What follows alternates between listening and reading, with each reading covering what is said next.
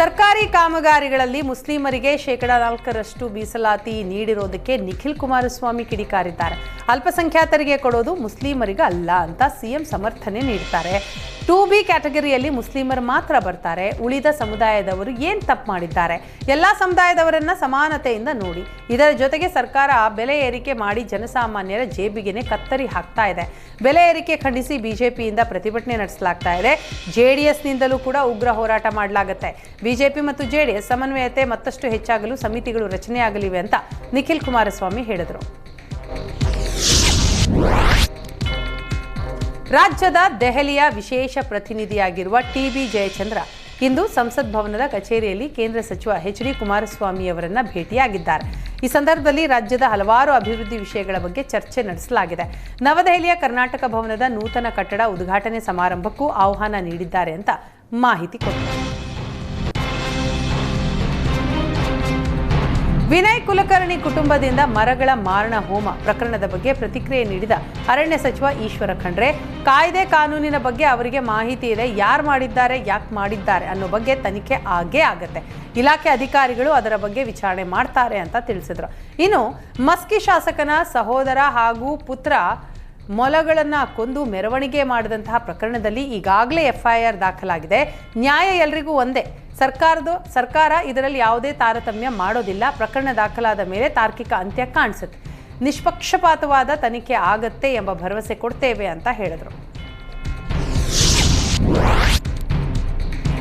ಫಲೂದಾ ತಯಾರಿ ಘಟಕಗಳಲ್ಲಿ ಏಷ್ಯಾನೆಟ್ ಸುವರ್ಣ news reality check ನಡೆಸಿ ಸ್ವಚ್ಛತೆ ಕಾಪಾಡಿಕೊಳ್ಳದ ಬಗ್ಗೆ ವರದಿ ಪ್ರಸಾರ ಮಾಡಿತ್ತು.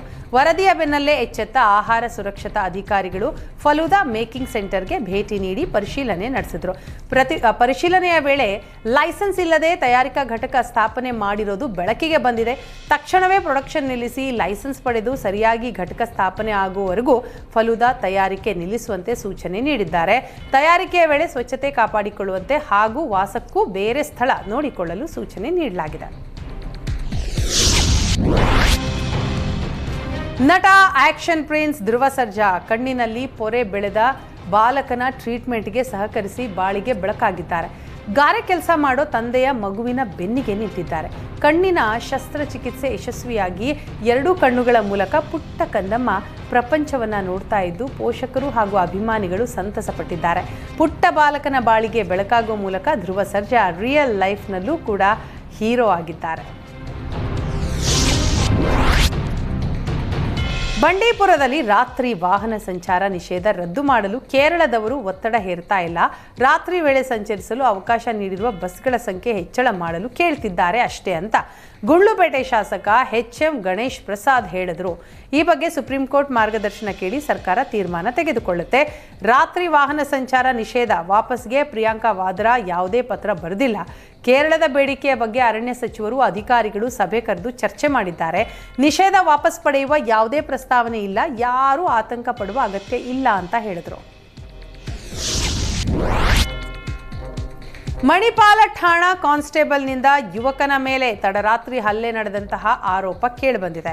ಕಾನ್ಸ್ಟೇಬಲ್ ಶರಣಬಸವ ರಸ್ತೆಯಲ್ಲಿ ಮೊಬೈಲ್ ಕಳೆದುಕೊಂಡಿದ್ದ. ಈ ಬಗ್ಗೆ ವಿಚಾರಣೆ ನಡೆಸಿ ಯುವಕನಿಗೆ ಮತ್ತೋರ್ವ ಸಿಬ್ಬಂದಿ ಜೊತೆ ಸೇರಿ ಹಲ್ಲೆ ನಡೆಸಿದ್ದಾರೆ ಅಂತ ಆರೋಪಿಸಲಾಗಿದೆ. ಈ ಕುರಿತು ದೂರು ನೀಡಲು ಮರುದಿನ ಯುವಕ ಎಸ್ಪಿಯನ್ನ ಭೇಟಿ ಮಾಡಿದ್ದ. ಈ ವಿಚಾರ ತಿಳಿದು ಮತ್ತೆ ಬೆದರಿಕೆ ಹಾಕಿದ್ದಾನೆ ಅಂತ ಆರೋಪಿಸಿದ್ದಾರೆ. ಈ ಹಿಂದೆ ನ್ಯಾಯಾಲಯದಲ್ಲಿ ಕೋರ್ಟ್ PC ಆಗಿದ್ದಂತಹ ಶರಣಬಸವನನ್ನ ಕರ್ತವ್ಯ ಲೋಪದ ಹಿನ್ನೆಲೆಯಲ್ಲಿ ವರ್ಗಾವಣೆ ಮಾಡಲಾಗಿತ್ತು. ಇದೀಗ ಸುಮಂತ್ ಎಂಬುವವರ ಜೊತೆ ಅಸಭ್ಯವಾಗಿ ವರ್ತಿಸಿದ್ದ ಆರೋಪದಲ್ಲಿ ಕಾನ್ಸ್ಟೇಬಲ್ ವಿರುದ್ಧ ಸುಮೋಟೋ ಪ್ರಕರಣ ದಾಖಲಿಸಲಾಗಿದೆ.